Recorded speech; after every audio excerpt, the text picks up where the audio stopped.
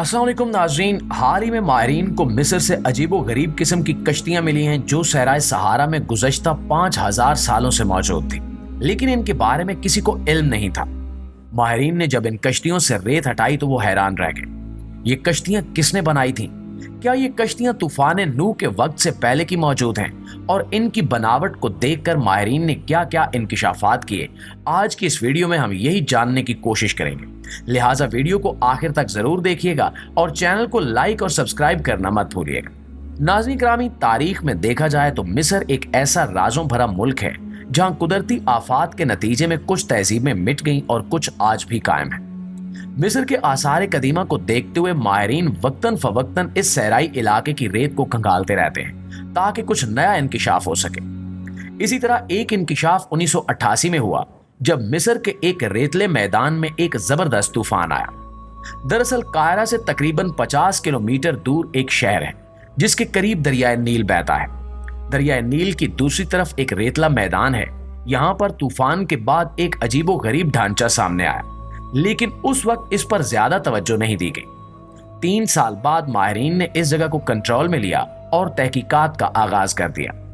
University of Pennsylvania museum के माहिरीन ने यहाँ खुदाई का काम शुरू किया। खुदाई के दौरान इन्हें एक ऐसा ढांचा मिला जिसने माहिरीन को तवील अरसे तक हैरान किए रखा। इस ढांचे में 14 बड़ी बड़ी कश्तियां थी। हर कश्ती अलग अलग दीवारों में कैद थी और ये दीवारें ईंटों से बनी हुई थी।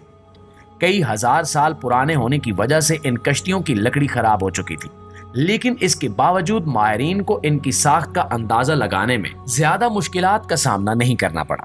दोस्तों, माहिरीन ने अंदाजा लगाया कि ये कश्तियां पानी पर तैरने वाली कश्तियां थीं, लेकिन इनके जहन में सवालात ये थे कि ये कश्तियां सहरा में क्यों और कैसे पहुंची। क्या इस जगह पर कभी कोई दरिया या नदी हुआ करती थी, या ये लोग कौन थे जो इन कश्तियों का इस्तेमाल करते थे? क्या ये आम लोग थे या ये कश्तियां फ़राइन की मिल्कियत थी? इन सवालों के जवाब जानने से पहले माहिरीन ने ये जानने की कोशिश की कि ये कश्तियां कितनी पुरानी हैं और किस दौर में बनाई गई थी। इस तहकीक के लिए इन्हें मजीद खुदाई करनी पड़ी, जो कि बिल्कुल भी आसान काम नहीं था, क्योंकि इस दौरान अगर कोई छोटी सी गलती हो जाती तो मुमकिन था कि ढांचे को काफी नुकसान पहुंचता, जिसके नतीजे में वो उन शवाहिद से हाथ धो बैठते जो इन कश्तियों की हकीकत से आगाह करने में मददगार साबित हो सकते थे। लिहाजा माहिरीन ने बहुत एहतियात से मजीद खुदाई की और कुछ लकड़ी के टुकड़े और टूटे हुए सामान के नमूने इकट्ठे किए। इस तहकीक से मालूम हुआ कि ये कोई आम कश्तियां नहीं थीं, बल्कि ये शाही कश्तियां थीं। हर कश्ती तकरीबन 60 से 70 फुट लंबी थी। माहिरीन ने यह अंदाजा लगाया कि ये कश्तियां तकरीबन 5000 साल पुरानी थी। ताहम अभी भी कई सवालात बाकी थे जिनका जवाब जानना जरूरी था। कुछ अरसे बाद जब साइंसी टेक्नोलॉजी में मजीद तरक्की हुई और स्कैनिंग टेक्नोलॉजी वजूद में आई तो माहिरीन ने इसका इस्तेमाल करते हुए इन कश्तियों का बगैर छुए एक 3D मॉडल तैयार किया। इस टेक्नोलॉजी की मदद से बनने वाले 3D मॉडल ने माहिरीन की पूरी टीम को हैरान कर दिया। जो लोग ये सोच रहे थे कि ये कश्तियां दरियाए नील से बहकर आई होंगी, उनकी ये सोच गलत साबित हुई। माहिरीन को यकीन हो गया कि ये कश्तियां खुद यहाँ लाई गई थी और इन्हें एक खास तरतीब के साथ खड़ा किया गया था। अब सवाल ये था कि इन्हें आखिर यहाँ किस मकसद के लिए लाया गया था। इन कश्तियों का साइज इतना बड़ा था कि इन्हें कम से कम 30 लोग मिलकर चला सकते थे। ये कश्तियां लकड़ी के टुकड़ों को जोड़कर बनाई गई थी और इनकी खूबसूरती बढ़ाने के लिए इन पर मुख्तलिफ किस्म के नक्शो निगार बनाए गए थे। माहिरीन को इस बात पर हैरानी थी कि ये कश्तियां किस दौर की हैं और इनका इस्तेमाल कौन करता था।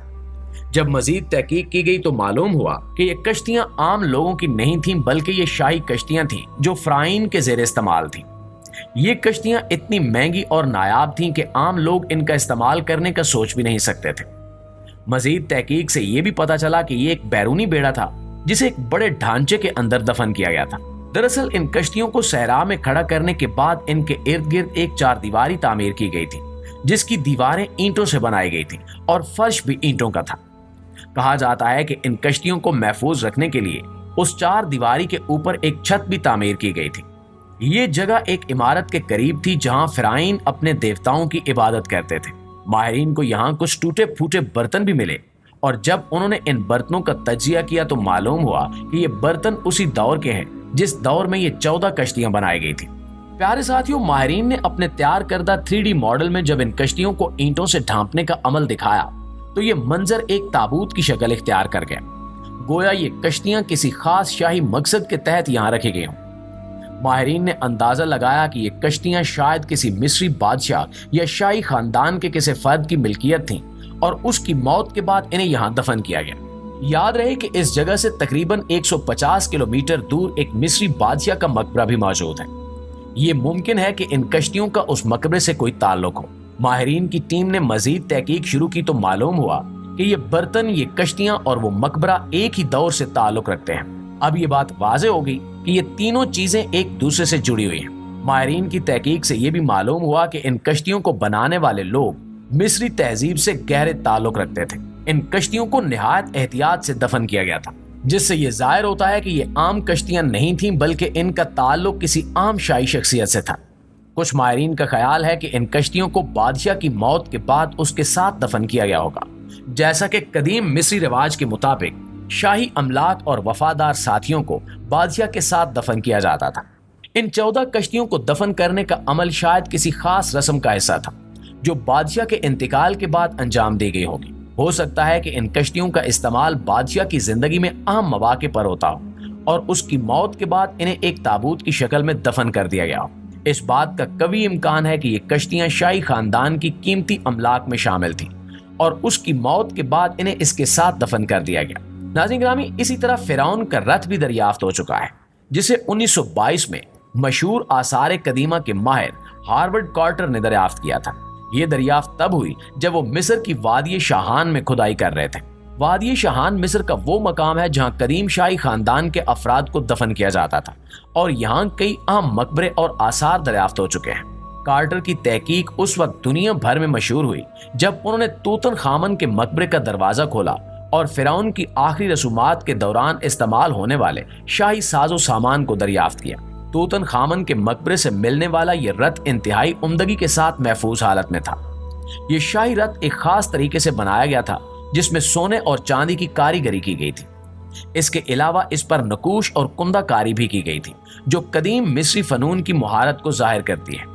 یہ رتھ صرف ایک سواری نہیں تھا بلکہ یہ جنگی مقاصد، شاہی تقریبات اور مذہبی رسومات میں بھی استعمال ہوتا تھا۔ فرعون کا یہ رتھ نہایت خوبصورت اور پیچیدہ ڈیزائن کے ساتھ بنایا گیا تھا۔ شاہی خاندان کے افراد ان رتھوں کو اپنی شان و شوکت کے اظہار کے لیے استعمال کرتے تھے۔ اس دریافت نے نہ صرف مصر کی قدیم تہذیب کو مزید واضح کیا بلکہ اس نے آثار قدیمہ کے ماہرین کو بھی قدیم مصری فوجی نظام اور ان کی شاہی رسومات کے بارے میں بھی آگاہ کیا۔ جی تو پیارے دوستو، یہ تھی ہماری آج کی ویڈیو۔ اس حوالے سے آپ کی رائے کیا کہتی ہے کمنٹ سیکشن میں ہمارے ساتھ شیئر ضرور کیجیے گا۔ انشاءاللہ آپ سے ملاقات ہوتی ہے اگلی ویڈیو میں۔ تب تک اپنا ڈھیر سارا خیال رکھیے۔ اللہ نگہبان۔